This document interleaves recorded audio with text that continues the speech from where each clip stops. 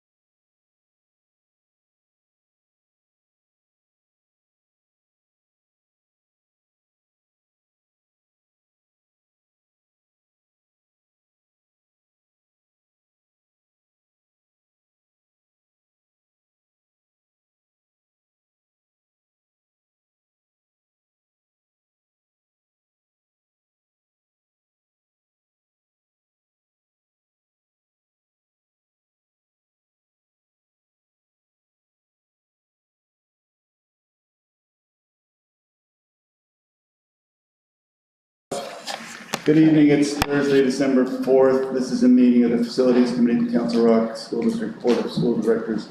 I'm Chairman this evening, Ed Tate, School Board member. We have the entire school board here, and we will begin with our Director of Facilities, Justin, please. Thank you, Mr. Tate. A reminder that for the most accurate and reliable information concerning our district, please refer to resources, websites, and social media platforms managed by the Council Rock School District. We advise the community to exercise caution when relying on the accuracy of social media and ask the community to verify any social media content with the district for accuracy. If you question what you are seeing, need a fact check, or additional details on a matter, please reach out to the district directly. Our contact information is readily available on our website at crsd.org. No, not necessarily. For the agenda items tonight, we have 3 items. First is the South Steamer Replacement Bid, 2551. We have the North Bleacher Removal, and then we have the Rock Gold Modified Agreement. First item is the South Kitchen Equipment Gas Steamer Replacement Bid. We had a gas steamer at South that was beyond repair. We had a repair company come out to take a look at it, and they said, no go. So we needed to go out to bid for a new steamer. We received 4 bids on Thursday, November 18th. This, again, is replacement of a Cleveland Steamcraft gas steamer and required water filtration at South. The price does include installation of both the steamer and the water filtration system. So the low bid was for Douglas Equipment in an amount of $28,645.75. We were recommended to award to them, and this will come out of the food service budget for replacement costs. Okay, I just want to add to that as far as the coming out of the food service budget, because the high schools are not on the program, it used to be that we would have to pay for this out of the general fund, but a few years ago, we divided the revenues and, actually the results of operations for food service between the program and non-program schools, which we actually make money on our non-program schools. So we're able to pay for that out of that funds, which we are also need to spend some money out of that fund because we do have too much money in our food service fund from operations from before the current administration's been in place. So there's a limit on what the PDE allows you to have in your food service fund, but you're not allowed to take money out of the food service fund and use it anywhere else. So every year we have to explain what we're doing, and we're trying to do equipment replacement with that money. We haven't raised prices in years, so we're not getting it from the families or anything like that. But we are doing well in the non-program schools. How much is the amount over that you have, that you're required, that you need to spend? Probably about around $1 million.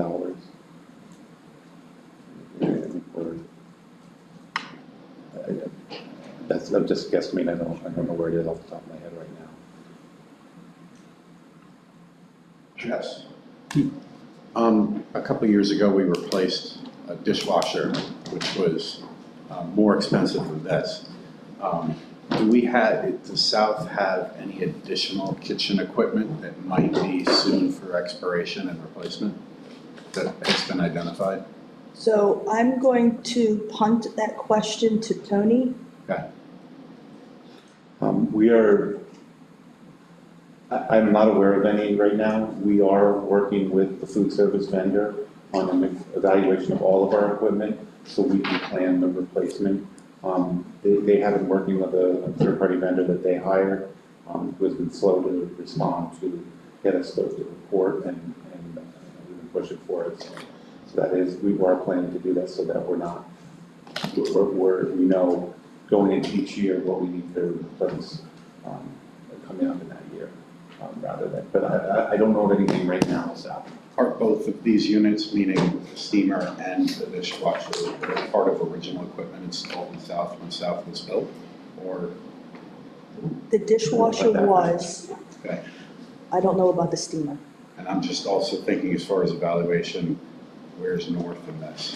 We have a rough timeline of when this equipment needs to be retired. And that's part of the evaluation. We're trying to evaluate the entire district. Great. Obviously, the elementary schools have been the most recently renovated, so they have the newest equipment. Right. Except for the 2 that we're looking at renovating soon.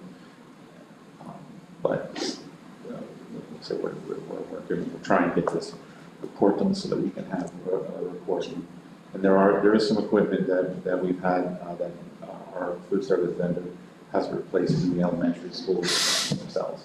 Great, thank you.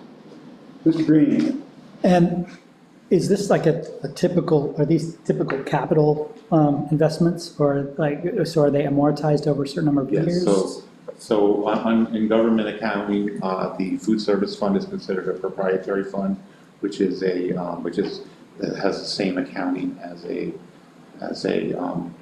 business. You look at it like as a business fund. So in that case, those expenditures are they're not expected, they're converted to capital items and amortized generally over the life of, the expected life of the, like any depreciation. So, So a follow-on, so you likely have an idea about how long each of these items are amortized. yes, So would we know, like, when we would, like, expect to have these need to be replaced? well, we are a school district, so the expected life or what we amortize, is not nearly as long as we keep it. So we usually end up with assets that are of zero capital value, but. Like the trucks last And, month. you know, not to get into it too deeply, but when you talk about like things outside of the food service fund, we do not, under the general fund, those are not capitalized and amortized. Then there's a whole other thing, and Accounting principles for municipalities, is that? accounting principles for government, Okay. government accounting standards board has different, and there's something called the government-wide accounting statement, financial statements that do that. So you have fund financial statements that don't have depreciation, don't have debt, and then, but they do have payables, accounts payable and accounts receivable, and then those are the funds, and then you add in the payables or the debt and the capital assets to get the government-wide. It's a large process. It's about, it's what I did for years as an auditor, in creating those financial statements, so. Touche, Mr. Rapp, and I'll go back to school. Thank you. No, No, I'm gonna say no, I that. really do need to learn. So. You know, and I'll, anytime you want to talk about it, I can talk about that stuff for hours. He regularly does. No. Thank you. Anything else on this femur? No. Next item is the north bleacher removal. It's the removal of the existing home side bleachers. The intent is to replace the home side bleachers after winter sports. The recommended award is to Degler Whiting for $40,200. Degler Whiting is a CoStarz vendor, so we are able to award to them because it's already been pre-bid with CoStarz.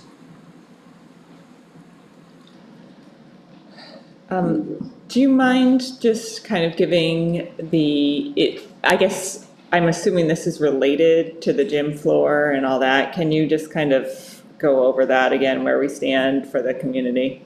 So, yes, limitedly,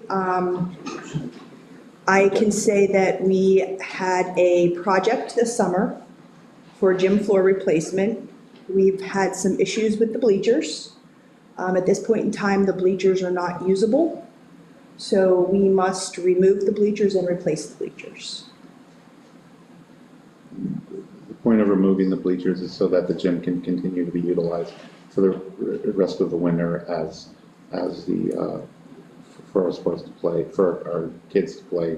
Okay. In those gyms, and we will have the visiting side bleachers will be available, and we generally think that should be enough. So we're just gonna go through with just half the bleachers for the time being? for until the end of this year's winter season. And when you say replace after winter sports, when is after winter sports? So after the demo happens, the company needs to come back in and measure so that we can get them fabricated, and then find out what the lead time is.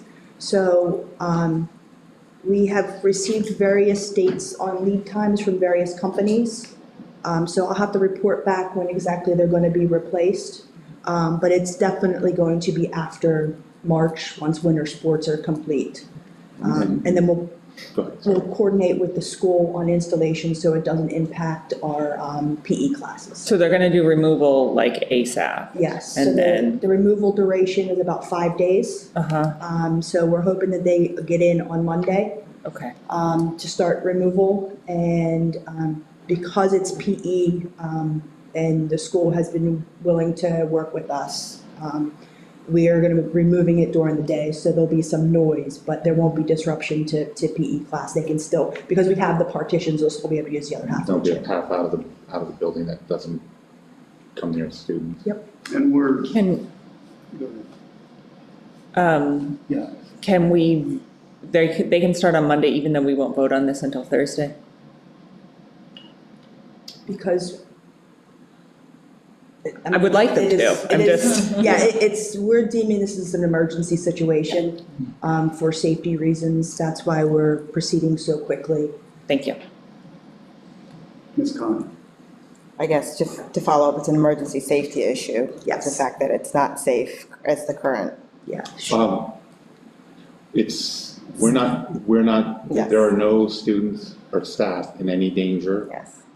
The area is blocked off, the doors are locked, the partition doors are screwed shut. So there's no way that students would be able to access the area where those are, and there's plenty of clearance from where they are to the outside. So it's a danger issue only if we were allowing people in that area, but we will, once this is done, we will allow people in that area. Okay, so then just the follow-up question to Ms. Oseki would be then, once the bleachers are removed, hopefully by next week, then North will have full use of the gym for their winter sports and activities? Yes. Okay, thank you, and I appreciate that. Ms. Stone. Are we getting financial reimbursement, or are we holding the company that damaged this responsible for? I don't think that's something that, We're working with our attorney. Yes. We prefer not commenting on that right now. Okay. Thank you. I'll add just that the board kept apprised of this and the administration has been moving as quickly as possible to remedy the situation. So, thank you. And really quickly, what is CoStars? CoStars is a cooperative agreement. They go out statewide and they collect bids for different items. And so they do all of the bidding up front so that we're able to use their contracts and piggyback off of them. CoStars, I believe, is through Lancaster, is it Lancaster County IU, CoStars? thought it was through the state. Someone Lancaster runs County it. has their own purchasing cooperative. Okay, so they, it's just a cooperative through the state. There's a couple They're cooperatives. state-run, so, Like a GPO? Yes. Yes, Okay, it's all right. basically a holding that it's able to go get the best price to come back to say they're approved, that you're able to have competitive prices. Okay, thank you. So we fall within the purchasing guidelines for the state. Okay, thank you. That brings me to something else since you brought it up, thanks. The other GPOs, we have an approved list of GPOs? yes, we do, we approve it every June, or ask you to approve it every June. And so, what, we obviously, I see CoStars, like you said, it's only state-specific CoStars versus some of the national GPOs? Is that what I just heard, that? I believe CoStars is It's for more local Pennsylvania. and it's kind of run through Pennsylvania? How do you compare the other GPOs? My wife, for full disclosure, works for a GPO, national one. And we look at the prices from those. You do look at them too? Yes, yeah, I mean, we require that of any type of use of a purchasing cooperative because we want to get the best price. Okay, so you actually go out to all the GPOs, like for this instance, so you just go straight to CoStars? So it depends, and I, Yeah. you know, as far as who's available in the situation as well. And So you check the other GPOs to see if they're available? As part of the normal course of business, we check the other purchasing cooperatives that we have agreements with. And use them, you know, look for the ones that have the lowest price. We also require people who are large purchases that need to be made to get through, because part of the process is Council Rock policy is that we require for any purchase over $1,000, we require 3 quotes. If they get a quote from a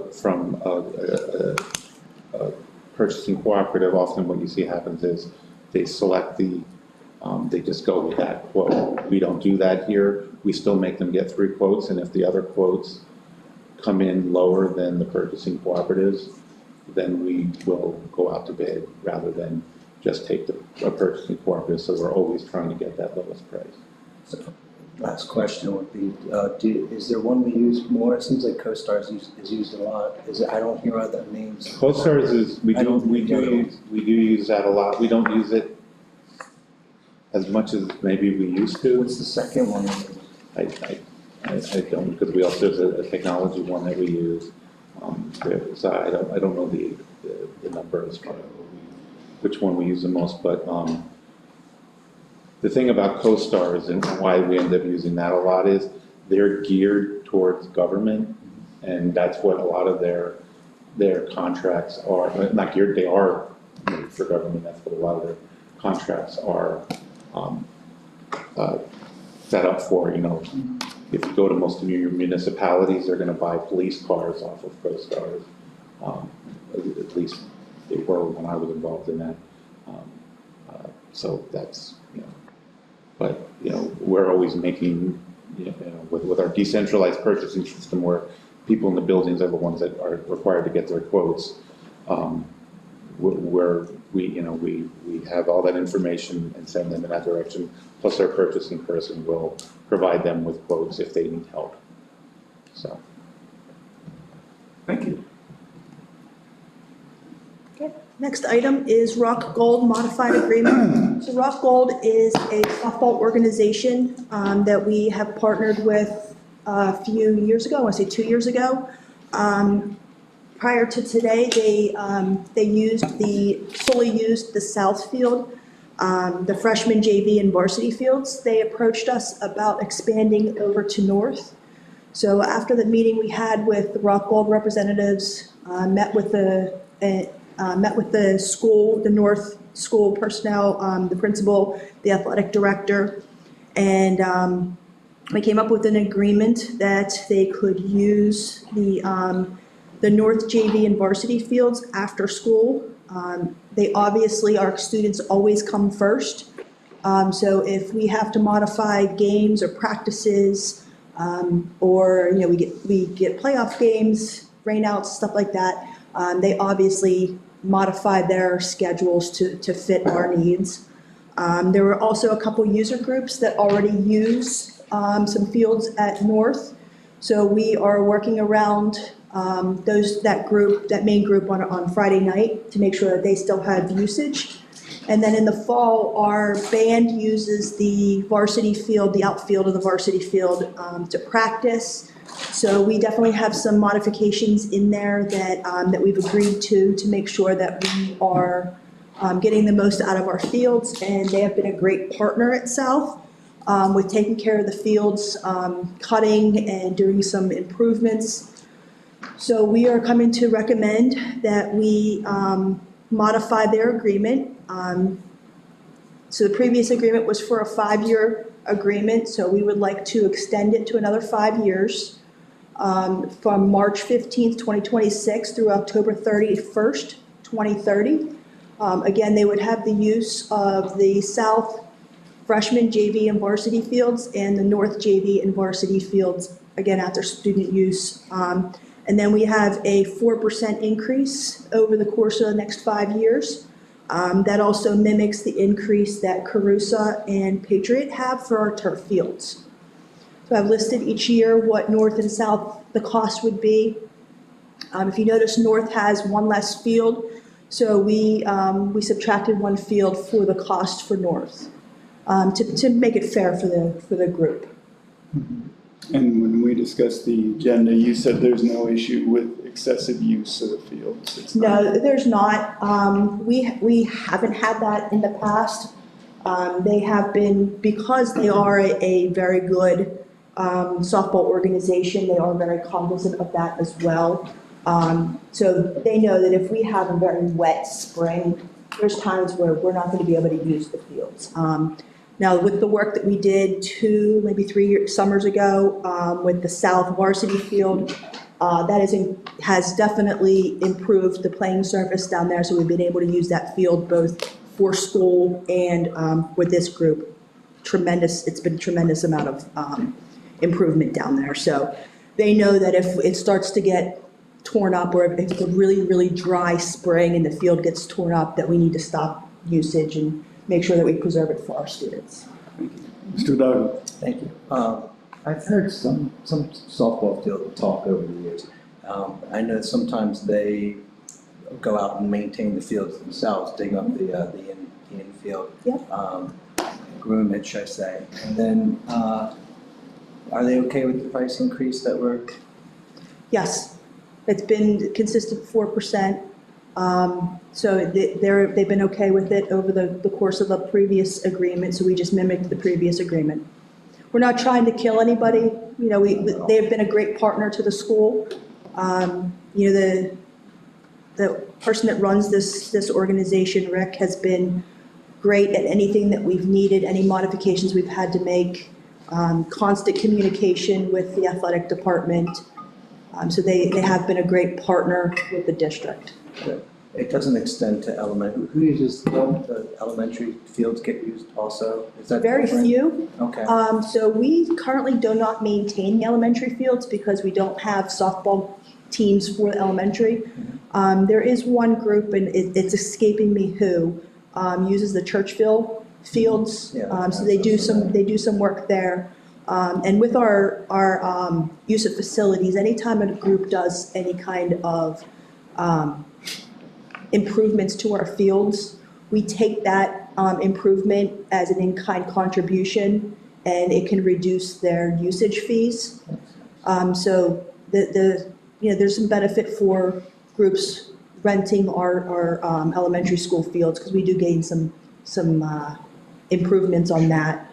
And it's basically, you know, we don't have a need for maintaining elementary school fields, so it does benefit us. It's just good that they're being used, you know? Yep, Thank you. absolutely. That's news to me, thanks. Any more questions, concerns? No? On the agenda? Okay. Last upcoming item is the South Stadium Architectural Design Services and Construction Management Services, and the purchase of playground equipment for Goodnoe, Welsh, Rolling Hills, and Churchville. You guys remember 2 summers ago, we did improvements to the other schools, so this is gonna wrap up our playground improvements project. So the first bullet point, you'll be bringing to us contracts and recommendations for Yes. specific firms for each of those. Yes, Wonderful. So it's moving forward. moving on. Thank you, Ms. Linda. Thank you. Anybody have any other questions? As part of the upcoming item on the playground equipment, we will also be putting in a shade structure at Churchville that's being donated by the PTO. Good. Thank you, Mr. Rapp. If there's nothing else, we are concluded. Thank you, Ms. Linda. Thank you, Mr. Rapp. Thank you. Thank you, everybody.